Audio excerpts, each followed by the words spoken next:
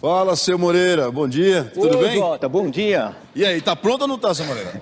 Seu carro só semana que vem. Ou na outra ainda. Por que essa demora, seu Moreira? É por causa das peças. Tem umas que são daqui, mas tem outras que vêm de fora. Essas que são importadas, nossa, é o maior percurso para chegar até a gente. Ela vem de navio dentro do container, aí tem que esperar descarregar para o centro de distribuição. Entendi. Vai vendo só, Autopeças faz o pedido, só aí que o caminhão sai para entregar nas lojas. Mas eu recebendo o meu pedido, aí não tem problema, eu libero o seu carro na hora. Vi que vai demorar mesmo, né, seu Moreira? Olha, às vezes acaba chegando bem antes do que a gente espera. Então tá, né? Vou ter que esperar. Bom dia pro senhor aí. Qualquer coisa você me dá uma ligadinha antes, Tá, então. eu te ligo, Tá fica certo? tranquilo. Te Obrigado. ligo. Tchau. É, o Moreira tá certo. Nessas horas, a gente percebe como o transporte de cargas é importante. Para a indústria, para o comércio, para o setor de serviços, para a economia do país.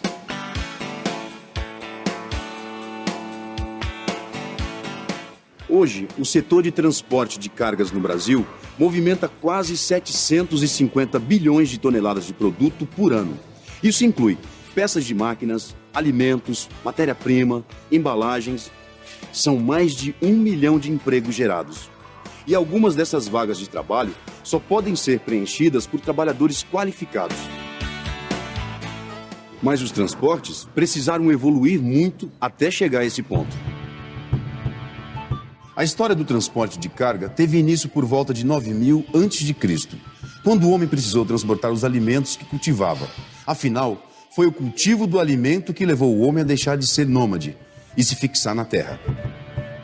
O homem cria comunidades em torno dessa atividade agrícola e essas comunidades, gerando um excedente do que produzem, passam a ter algo que podem trocar entre si. E é justamente a troca desses excedentes que impulsiona o comércio. Essas mercadorias que são trocadas têm que ser deslocadas de um ponto para o outro. Com a invenção da roda, ele já está habilitado a construir pequenas carroças que permitem realizar esse transporte. As rodas primitivas eram feitas de pedra e com o passar do tempo elas foram sendo aprimoradas. Desenvolveram a roda de madeira maciça. Mesmo a roda de madeira maciça, ela se desgastava. Por volta de 1500 a.C., os egípcios aperfeiçoaram a invenção, criando uma roda com aro de madeira que permitia um desgaste uniforme da superfície.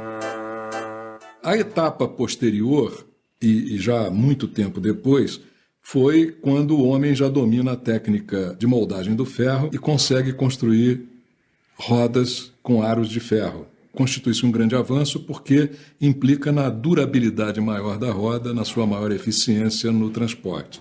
A roda foi fundamental para apoiar novas invenções ao longo da trajetória do ser humano.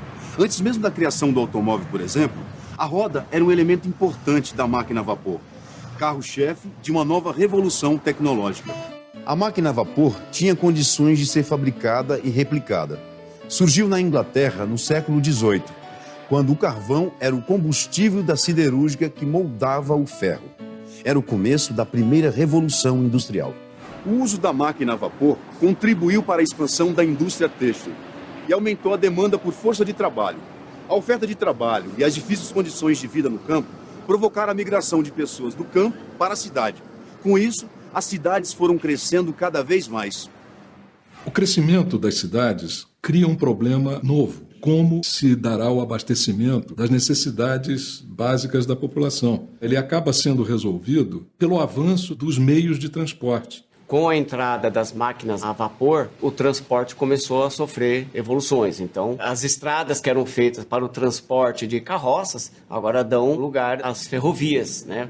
Para que as locomotivas possam levar as mercadorias cada vez mais distante e em grandes quantidades. A indústria evoluiu. Junto com ela, o transporte de cargas. O século XIX trouxe a segunda revolução industrial, que possibilitou o aumento na utilização das ferrovias, com trens puxados pela máquina a vapor. A navegação também ganhou mais agilidade para o deslocamento de matérias-primas e produtos. Com o progresso, né, através das máquinas a vapor, tanto a ferrovia como os transportes marítimos ou fluviais, logicamente trouxeram uma demanda muito grande de novas frentes de trabalho. Exigiu também que mais mão de obra, mais pessoas para poder fazer esse acompanhamento, essa movimentação, carregamento, carga, descarga. Em 1886, o alemão Karl Benz inventou o primeiro automóvel com motor a combustão movido a gasolina. Estava dada a largada para a nova etapa na história dos meios de transporte. O automóvel tem um papel importantíssimo, tanto no processo de ocupação metropolitana, como também em toda a logística de coleta e distribuição de produtos no interior das grandes metrópoles. Porque a indústria automobilística ela cresceu e se fortaleceu muito nos Estados Unidos. O que aconteceu foi um espalhamento das cidades em função de grandes investimentos governamentais feitos em estradas. Em 1896, o pesquisador alemão Gottlieb Daimler criou o primeiro caminhão movido a gasolina. A nova tecnologia impulsionou o transporte por terra, beneficiou a indústria, o comércio e a criação de novo modelo de estradas. O transporte de pessoas também era uma realidade. As bagagens eram muitas, pesadas e precisavam ser deslocadas. Em 1906, a estação de trens de Altoona, na Pensilvânia, Estados Unidos, passou a usar caminhões de plataformas alimentados por baterias. Foi aí que surgiu mais uma inovação no setor de transporte, a empilhadeira.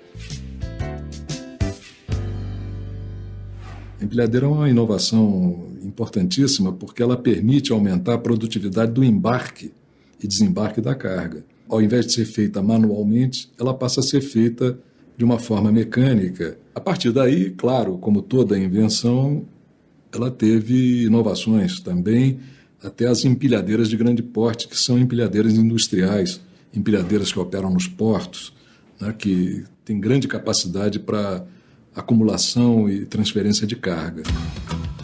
A evolução dos sistemas de armazenamento de carga gerou a necessidade da criação de novos modelos de empilhadeiras, cada vez mais ágeis e compactas.